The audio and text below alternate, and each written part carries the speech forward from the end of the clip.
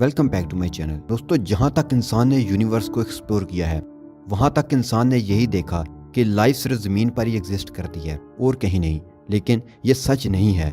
कायनात हमें जैसी दिखती है वैसी है नहीं। हम बस वही देख रहे हैं जैसा वो हमें दिखाना चाह रहे हैं, और हमारी हिस्ट्री भी वैसी नहीं जैसी कि हमें नजर आ रही है कि कुछ हजार साल पहले इंसान पत्थर के दौर में था, बल्कि इंसान शायद आज से भी ज्यादा तरक्की याफ्ता था। फिर बाहर से आए एलियंस ने इंसान को तबाह और बर्बाद कर डाला और फ्यूचर में भी ये खतरा मौजूद है। इस मूवी में हमें दिखाया गया है कि फ्यूचर वर्ल्ड से सोल्जर्स प्रेजेंट टाइम में टाइम ट्रेवल करके आते हैं। वो बताते हैं कि एलियन अटैक हो चुका है, हमारी हेल्प करो। फिर प्रेजेंट टाइम से इंसान फ्यूचर टाइम के लोगों की हेल्प के लिए एलियन से लड़ने जाता है। अब इस जंग में कौन जीता, इंसान या एलियंस, ये हमें आगे जाकर पता चलेगा। आगे बढ़ने से पहले अगर आपको मेरी वीडियोस पसंद आ रही हैं तो वीडियो को लाइक करते हुए कमेंट कर दें। मूवी शुरू होती है तो हमें एक एपिक सीन दिखाया जाता है जिसमें कि जंग हो रही है, और इस जंग के दौरान डैन और उसके साथियों को पानी में गिरते हुए दिखाया जाता है। अब यहाँ से 28 साल पहले की स्टोरी सुनाई जाती है, जहाँ डैन एक हाई स्कूल में बायोलॉजी का टीचर होता है। डैन अपनी वाइफ एमी और बेटी मरी के साथ रहता है। डैन का शौक था कि वो आर्मी रिसर्च लैब में काम करे, और इसी वजह से उसने आर्मी रिसर्च लैब में जॉब के लिए अप्लाई भी किया होता है, जिसका आज इंटरव्यू था। डैन अपने घर जाता है। आज उसके घर उसकी फैमिली ने क्रिसमस पार्टी रखी होती है। अब डैन अपनी वाइफ एमी को इंटरव्यू के बारे में बताता है कि मुझे तो इंटरव्यू देने जाना है, जिससे एमी उस पर गुस्सा होती है क्योंकि एमी चाहती है कि डैन आज का दिन अपनी फैमिली के साथ गुजारे। साथ ही एमी बताती है कि तुम्हारे डैड ने मरी को क्रिसमस कार्ड भेजा है, जिससे डैन को बहुत गुस्सा आता है क्योंकि वो अपने डैड से नफरत करता है। असल में उसके डैड ने उसे छोड़ दिया था, तो तभी डैन उनसे बात नहीं करता। उसके बाद डैन अपने इंटरव्यू के लिए जा रहा होता है, जिस दौरान उसे कॉल से पता चलता है कि उन्होंने उसे रिजेक्ट करके वो जॉब किसी और को दे दी है। डैन को बहुत गुस्सा आता है और वो गुस्से में अपनी फाइल को डस्टबिन में डालकर घर के अंदर आ जाता है, जहां वो एमी और मरी के साथ फुटबॉल मैच देखने लगता है, जिसमें मैच के दौरान एक पोर्टल खुलता है और देखते ही देखते उसके अंदर बहुत सारे सोल्जर्स बाहर आते हैं। अब हम देखते हैं कि फुटबॉल ग्राउंड में सोल्जर्स की लीडर लेफ्टिनेंट हार्ट भी वहां पर आती है, जो सभी लोगों को बताती है कि हम लोग फ्यूचर से आए हैं, जहां 2051 में व्हाइट स्पाइक नाम के एलियंस और इंसानों के बीच जंग छिड़ गई है और वो इस जंग में हार रहे हैं। अगर ऐसा ही चलता रहा तो अगले 11 महीनों में पूरी जमीन से इंसानों का खात्मा हो जाएगा। हार्ट सभी को हेल्प करने का कहती है ताकि वो इस जंग में जीत सकें। इस मौका के बाद सभी मुल्क आम लोगों को उनकी हेल्प करने के लिए आर्मी में भर्ती करके उन्हें फ्यूचर में भेजते हैं। फिर भी फ्यूचर वाली दुनिया में इंसानों की आबादी जस्ट 5 लाख से भी कम रह जाती है। साथ ही फ्यूचर में भेजे गए 50% लोगों की जान गंवाने से अब लोग फ्यूचर में जाने के लिए सवाल उठाने लगते हैं, और सभी लोग फ्यूचर में जाने के खिलाफ हो जाते हैं। असल में सभी को सिर्फ 7 दिन के लिए भेजा जाता है। अगर वो 7 दिनों तक वहाँ जिंदा रहे तो वापस पास्ट में आ जाते हैं। इधर मरी भी इस बात पर परेशान होकर रो रही होती है और अपनी मॉम को कहती है कि वो कभी भी फ्यूचर में ना जाएं। डैन वहाँ आता है और उसे बात करता है। डैन जब क्लास में होता है तब उसके मोबाइल में एक आर्मी अलर्ट मैसेज आता है। डैन को जल्द से जल्द रिसर्च सेंटर में आने का कहा जाता है। डैन जल्दी से वहां जाता है क्योंकि उसे लग रहा था कि अब उसे जॉब मिल जाएगी, मगर वहां आने पर सोल्जर उसके हाथ को एक मशीन में डालते हैं। डैन को पता चलता है कि वो लोग उसे फ्यूचर में लड़ने के लिए भेजने वाले हैं। यहाँ वो डैन को ये भी बताते हैं कि उसके नेक्स्ट 7 ईयर्स में मौत हो जाएगी। डैन इससे पहले कि उनसे कुछ पूछता तभी उसके हाथ पर एक डिवाइस लगा दिया जाता है ताकि वो लोग डैन को ट्रैक कर सकें, और उसे बताया जाता है कि अगर उसने इस डिवाइस के साथ छेड़छाड़ की तो उसे जेल भी हो सकती है। अब डैन को 24 आवर्स के अंदर अपने पर्सनल काम निपटाने होंगे क्योंकि उसके बाद उसे जंग के लिए रेडी किया जाएगा। ये सब डैन की मर्जी के खिलाफ हुआ था, मगर अब वो कुछ भी नहीं कर सकता था। अब सीन शिफ्ट होता है एमी पर। एमी काम के लिहाज से एक थेरेपिस्ट है और फ्यूचर से आए लोगों की काउंसलिंग करती है। वहाँ डैन आता है और एमी को बताता है कि उसे 2051 में भेज रहे हैं। एमी जानती थी कि वहाँ से वापस आना मुश्किल है, इसलिए वो डैन को जाने से मना करती है, जिस पर डैन बताता है कि उन्होंने मेरे हाथ पर एक ट्रैकिंग डिवाइस लगा दी है, इसलिए अब हम कुछ नहीं कर सकते और ना चाहते हुए भी मुझे उस जंग में जाना होगा। अब यहाँ एमी डैन को उसके डैड की मदद लेने को कहती है क्योंकि उसके डैड ही हैं जो इस डिवाइस को बाहर निकाल सकते थे। उसके बाद वो अपने डैड के पास जाता है। वो इस डिवाइस को निकालने के लिए रेडी हो जाते हैं। अब वो पुरानी बातों को याद करने लगते हैं और बात करने लगते हैं, जिसकी वजह से दोनों के दरमियान बहस हो जाती है। इसलिए डैन गुस्से में उस डिवाइस को निकलवाए बगैर ही वहाँ से चला जाता है और एमी को बताता है कि अब जंग लड़ने जाना ही होगा। यह सुनकर एमी बहुत रोती है। डैन उसे वादा करता है कि वो 7 दिन में वापस आ जाएगा, जिसके बाद वो मरी को मिलता है और मरी को मिलने के बाद वो रिसर्च सेंटर चला जाता है। यहाँ डैन के साथ और भी लोग फ्यूचर में जाने वाले थे। उन्हें आर्मी ड्रेस पहनने को दी जाती है। यहाँ उनकी अलग अलग टीम्स बनाई जाती हैं। डैन की टीम का नाम आर फोर्स होता है, जो कि एक रिसर्च टीम है। जहाँ एक लड़की लॉजिकल सवाल करती है कि वो टाइम मशीन से पीछे जाकर वार शुरू होने से पहले ही दुश्मनों को क्यों नहीं मार सकते, जिस पर वहाँ बैठा एक ऑफिसर बताता है कि उनकी टाइम मशीन सिर्फ 30 साल का ट्रेवल कर सकती है, जिसमें सिर्फ 2051 में जाकर वापस 2022 में उसके अलावा उन्हें ये भी बताया जाता है कि उनके जो दुश्मन हैं वो कोई इंसान नहीं बल्कि एलियंस हैं। रात होने पर डैन अपने दोस्त चार्ली से बात करता है। इसी दौरान इमरजेंसी अलार्म बजने लगता है। अलार्म को सुनते ही लेफ्टिनेंट हार्ट अभी के अभी सबको फ्यूचर में जाने का कहती है। अब चूंकि सबको वहां ट्रेनिंग खत्म होने के बाद ले जाना चाहिए था, लेफ्टिनेंट हार्ट उन्हें बताती है कि एलियंस ने उनकी रिसर्च लैब पर अटैक कर दिया है। अगर वो लैब तबाह हो गई तो वो वार में हार जाएंगे। फिर सभी को एक जगह पर बुलाया जाता है, फिर एक एक करके उन्हें फ्यूचर में भेजने लगते हैं। इसी दौरान सिस्टम में कुछ खराबी आ जाती है, जिसकी वजह से वो लोग जमीन पर पहुंचने के बजाय आसमान पर ही रह जाते हैं। फिर एक एक करके सभी नीचे गिरने लगते हैं। ये वही सीन था जो कहानी के शुरू में दिखाया जाता है। डैन और कुछ लोग स्विमिंग पूल में गिरते हैं और बच जाते हैं, बाकी के लोग जमीन पर गिरकर मर जाते हैं। यहाँ के हालात देखकर वो सभी दंग रह जाते हैं, क्योंकि हर तरफ सिर्फ एलियंस थे। उसके बाद हम फ्यूचर की दुनिया के कर्नल को देखते हैं, जो बचे हुए लोगों से कांटेक्ट करती है। वो डैन को टीम लीडर बनाते हुए कहती है कि उसे रिसर्च लैब से फंसे लोगों को बचाना होगा। डैन अपनी टीम के साथ लैब की तरफ निकल जाता है। सभी लैब पहुंच जाते हैं और देखते हैं कि एलियन ने सभी लोगों को मार दिया है। जब कर्नल को इस बारे में पता चलता है तो वो बहुत सैड हो जाती है और डैन को लैब में रखी हार्ड डिवाइस लाने का कहती है। इन लोगों के पास कुछ ज्यादा टाइम नहीं होता, क्योंकि एलियंस लैब में आने वाले थे। जिसके बाद कर्नल डैन को लैब में रखी सभी बायोलॉजिकल मटेरियल भी साथ लाने को कहती है। इस दौरान वहाँ एलियंस भी आने वाले थे, इसलिए वहाँ की आर्मी वहाँ पर बम गिराकर उसे पूरी तरह से तबाह करने के लिए निकल जाती है। कर्नल बताती है कि डैन और उसके साथियों के पास सिर्फ 3 मिनट हैं, जिसके बाद लैब को तबाह कर दिया जाएगा। पर जब वो लोग लैब के बाहर जा रहे होते हैं तो भी एलियंस उन पर अटैक कर देते हैं। ये एलियंस बहुत ही ताकतवर होते हैं, उन पर गोलियों का कोई असर नहीं हो रहा था। एलियंस के हमला में डैन के कुछ साथी मारे जाते हैं। अब जैसे ही बचे हुए लोग लैब से बाहर आते हैं तो तभी वहाँ बहुत सारे एलियंस आने लगते हैं और उन लोगों का पीछा करने लगते हैं। इसी दौरान वहाँ आर्मी आ जाती है, मगर एलियंस उन्हें जान से मार डालते हैं, क्योंकि रास्ता ना दिखने पर डैन और बाकी लोग एलियंस पर गोलियां चलाने लगते हैं। थोड़ी देर बाद वहाँ बम गिराया जाता है, जिससे बहुत बड़ा ब्लास्ट होता है। इस ब्लास्ट से सभी एलियंस मारे जाते हैं। साथ ही इस ब्लास्ट की वजह से डैन के कई साथी भी मारे जाते हैं और कई इंजर्ड हो जाते हैं। अब जैसे ही डैन की आंख खुलती है तो वो एक कैंप में होता है। यहाँ पता चलता है कि ब्लास्ट में डैन के अलावा उसका एक फ्रेंड चार्ली बचा था।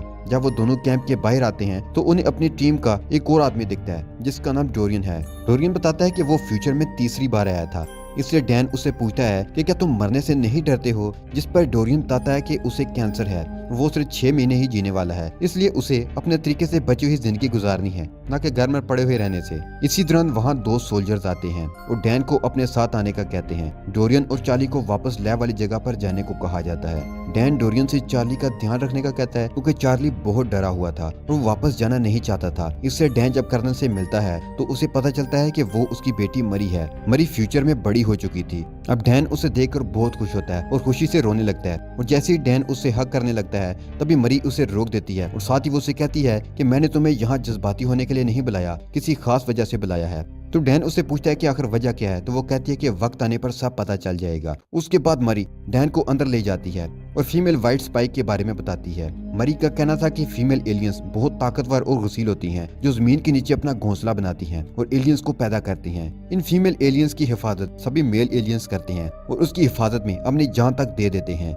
मरी डैन को अपने साथ एक मिशन पर ले जाने का कहती है, जिसमें वो फीमेल एलियन को पकड़कर उसके डीएनए से एक टॉक्सिन बनाना चाहती है, जिससे सभी एलियंस को मारा जा सके। असल में सभी अभी तक मेल एलियन को मार रहे थे। इन फीमेल एलियंस को मारना बहुत मुश्किल था। अगर फीमेल एलियंस मारी जाएं तो एलियंस पैदा नहीं होंगे और बचे हुए एलियंस को मारकर वो दुनिया को बचा लेंगे। इसके बाद वो सभी उस जगह पर जाते हैं जहाँ फीमेल एलियंस जमीन के अंदर रहती थी। इस जगह पर जाकर मरी डैन को ऊपर ही रहने का कहती है और वो नीचे आकर फीमेल एलियंस को पकड़ने लगती है, मगर फीमेल एलियंस बहुत ताकतवर होती हैं और अपने मेल एलियंस को आवाज लगाकर बुलाने लगती हैं। कुछ ही देर बाद वहाँ बहुत सारे एलियंस आने लगते हैं। डैन अपनी बेटी को बचाने के लिए नीचे कूद जाता है और आखिर में उस एलियन को पकड़ लिया जाता है और हेलीकॉप्टर में सेंटर भेज दिया जाता है। वहाँ कई एलियंस आ जाते हैं और उन पर अटैक कर देते हैं, जिससे काफी ज्यादा लोग मारे जाते हैं। अब डैन और मरी एक आर्मी गाड़ी में बैठ जाते हैं, जहाँ डैन गाड़ी को चलाने लगता है और मरी उनका पीछा करते एलियंस पर गोलियां चलाने लगती है। उसके बाद वो दोनों एक बीच पर पहुंच जाते हैं जहाँ एक भी एलियन नहीं था।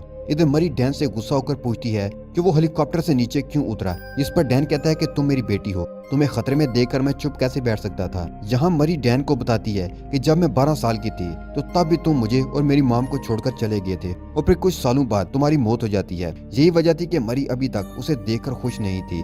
मरी को रोता देखकर डैन बहुत दुखी होता है। उसे समझ नहीं आ रहा होता कि उसने माजी में अपनी फैमिली को क्यों छोड़ा। थोड़ी देर बाद वहाँ हेलीकॉप्टर आता है और समुद्र में अपने आर्मी सेंटर में ले जाता है। इस जगह को इतना खास बनाया गया था कि कोई भी एलियन वहाँ ना आ सके। इस जगह पर ही उस फीमेल एलियन को रखा गया था। मरी उसका ब्लड सैंपल लेकर उसका डीएनए निकालती है। डीएनए चेक करने पर उसे पता चलता है कि उसे अभी और सैंपल लेकर हजारों टेस्ट करने होंगे, तब जाकर एक टॉक्सिन बनेगा। ये टॉक्सिन बनने के बाद वो सभी एलियंस को आसानी से मार सकेंगे। मरी सभी डीएनए सैंपल पर काम करती है, मगर उसे अभी तक परफेक्ट डीएनए नहीं मिला था। सैंपल सिर्फ 60% या 50% ही मैच होते थे। मरी पूरी रात जाकर सैंपल टेस्ट करती है, पर अभी तक उससे कोई अच्छा रिजल्ट नहीं मिलता।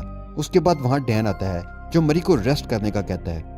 आज के दिन ही डैन को यहाँ पूरे 7 दिन हो जाते हैं, इसलिए उसे वापस 2022 में जाना था। इसलिए वो मरी से पूछता है कि उसने यहाँ उसे क्यों बुलाया था। इस पर मरी कहती है कि अगर ये टॉक्सिन बन गया तो अपनी दुनिया में उसे वापस लेकर जाना तुम्हारा काम है, क्योंकि यहाँ और टॉक्सिन बनाने में काफी वक्त लग जाएगा। पर जब तुम उसे लेकर वापस अपनी दुनिया में लेकर जाओगे तो उसके लिए वहाँ काफी वक्त होगा। जब टॉक्सिन बन जाएगा तो वो उसे अपनी दुनिया में जंग शुरू होने से पहले ही उसे रोक सकते हैं। उसी दौरान उन्हें डीएनए सैंपल टॉक्सिन 100% होते दिखता है और वो फीमेल एलियन जाग जाती है और जोर जोर से चिल्लाने लगती है। उसकी आवाज सुनकर सभी मेल एलियंस वहां आने लगते हैं और वो बहुत ज्यादा तादाद में थे, इसलिए उन्हें मारना मुश्किल था।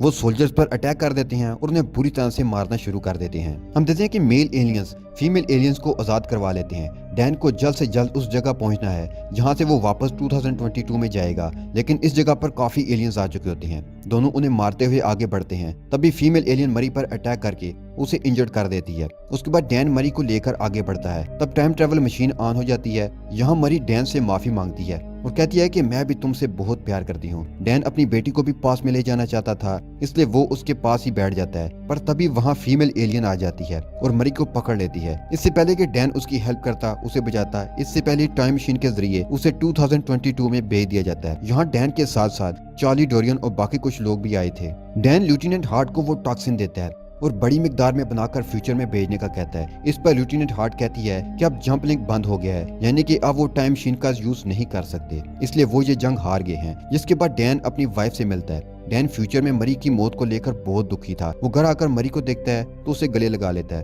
और रात भर उसके कमरे में ही बैठा रहता है। जिसके बाद एमी उसके पास आती है। तब डैन उसे फ्यूचर की मरी के बारे में बताता है। अब डैन फ्यूचर में होने वाली वार को रोकने के लिए कुछ करने का प्लान करने लगता है। उसके लिए वो सबसे पहले डोरियन के पास जाता है और उससे एलियन का नेल मांगता है, जो कि डोरियन ने फ्यूचर में जाकर अपने पास रख लिया था। उसके बाद वो दोनों इस नेल को चार्ली के पास ले जाते हैं। चार्ली इस नेल पर रिसर्च करता है तो उन्हें पता चलता है कि इन नेल्स पर लावे की राख लगी हुई थी। चार्ली बताता है कि ये राख चाइना में फटने वाले लावे की राख है। तब डैन बताता है कि लेफ्टिनेंट हार्ट ने बताया था कि एलियंस का पहला अटैक रूस में हुआ था, फिर उनके नेल में चाइना के लावे की राख क्यों है।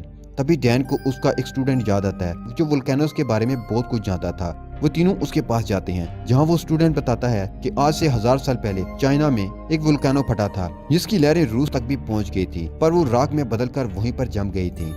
फिर कुछ अरसे बाद वो जगह बर्फ से ढक गई। सब जानने के बाद वो समझ जाते हैं कि जरूर कोई एलियन शिप वहां आई होगी। फिर बर्फ गिरने की वजह से वो वहीं दब गए हों, जो कि 2051 में बर्फ पिघलने की वजह से जमीन पर आ गए। उसके बाद डैन और चार्ली डिफेंस ऑफ सिक्योरिटी के पास जाते हैं, उन्हें सारी थ्योरी बताते हैं और रूस जाकर पहले ही सभी एलियंस को मारने का कहते हैं, लेकिन वो इन दोनों की थ्योरी पर यकीन नहीं करता, इसलिए उनका साथ देने से मना कर देता है। इसलिए वो तीनों खुद ही वहां जाकर इन एलियंस को मारने का प्लान बनाते हैं। अब डैन अपने डैड से मदद मांगने के लिए जाता है क्योंकि उनके पास प्लेन था। डैन अपने डैड को सारी बात बताता है और कहता है कि उसे एलियंस को मारने के लिए रूस के ग्लेशियर पर जाना होगा, जिसके लिए उसे उनके प्लेन और एक पायलट की जरूरत है। डैन के डैड उसकी बात मान जाते हैं और साथ चलने के लिए रेडी हो जाते हैं। उसके अलावा डैन लेफ्टिनेंट हार्ट की मदद से भी बहुत सारा टॉक्सिन बनवा चुका था। इससे लेकर वो रूस चले जाते हैं।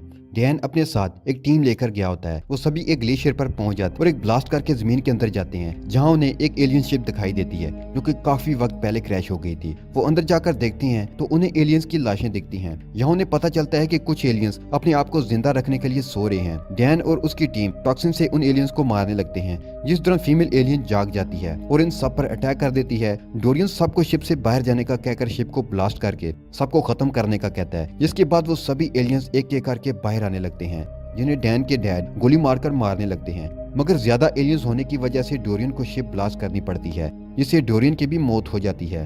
यहाँ सिर्फ डैन, चार्ली और उसके डैड ही बचे थे। डैन के डैड बताते हैं कि एक एलियन यहाँ से भाग गया है। अब दोनों उसे ढूंढते हैं और चालाकी से उस पर गोली चलाते हैं। ये वही फीमेल एलियन होती है जो बहुत पावरफुल है और उसे आसानी से मारना बहुत ही मुश्किल है। तो तभी वो वहाँ से भागकर छुप जाती है और डैन पर अटैक करती है। ये देखकर डैन के डैड उस पर अटैक करके डैन को बचाते हैं, पर थोड़ी देर के बाद वो डैन के डैड पर अटैक करती है, मगर डैन जल्दी से उठकर उस एलियन को जान से मार देता है। उसके बाद डैन अपने घर आ जाता है और उसके साथ उसके डैड भी होते हैं। अब डैन फैसला करता है कि अब वो ऐसी कोई गलती नहीं करेगा जिससे उसकी फैमिली बिखर जाए, और यहीं पर ये मूवी खत्म हो जाती है।